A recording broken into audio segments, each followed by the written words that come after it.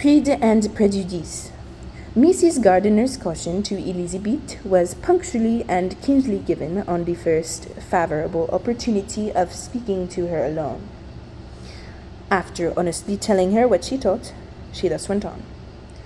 You are too sensible a girl, Lizzie, to fall in love merely because you are warned against it, and therefore I am not afraid of speaking openly. Seriously, I would have you be on your guard. Do not involve yourself or endeavor to involve him in an affection which is a most interesting young man. And if he had the fortune he ought to have, I should think you could not do better. But as it is, you must not let your fancy run away with you. You have sense, and we all expect you to use it. Your father would depend on your resolution and good conduct, I am sure. You must not disappoint your father. My dear aunt, this is being serious indeed. Yes, and I hope to engage you to be serious likewise. Well, then you need not be under any alarm. I would take care of myself and of Mr. Wickham, too. He shall not be in love with me if I can prevent it. Elizabeth, you are not serious now. I beg your pardon. I will try again.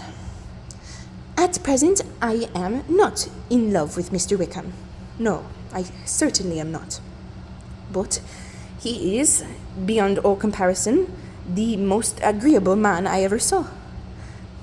And if he becomes really attached to me, I believe it would be better that he should not.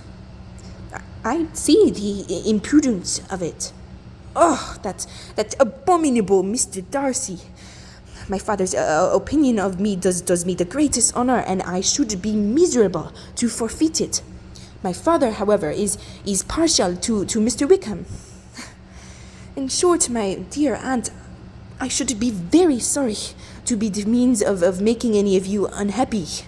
But since we see every day that where there is affection, young people are seldom withheld by immediate want of fortune from entering into engagements with each other, how can I promise to be wiser than so many of my fellow creatures if I am tempted? Or how am I even to know that it would be wisdom to resist?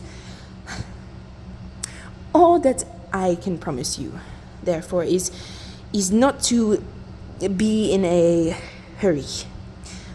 I will not be in a hurry to believe myself his first object.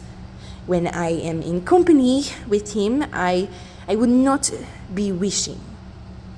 In short, I would do my best. Perhaps it will be well if you discourage him coming here so often. At least you should not remind your mother of inviting him. As I did the other day, said Elizabeth with a conscious smile. Very true. It will be wise in me to refrain from that. But do not imagine that he is always here so often. It is on your account that he has been so frequently invited this week. You know my mother's ideas of the necessity of constant company for her friends, but really, and upon my honor, I will try to do what I think to be the wisest. And now I hope you are satisfied. Her aunt assured her that she was, and Elizabeth, having thanked her for the kindness of her hints, they parted. A wonderful instance of advice being given on such a point without being resented.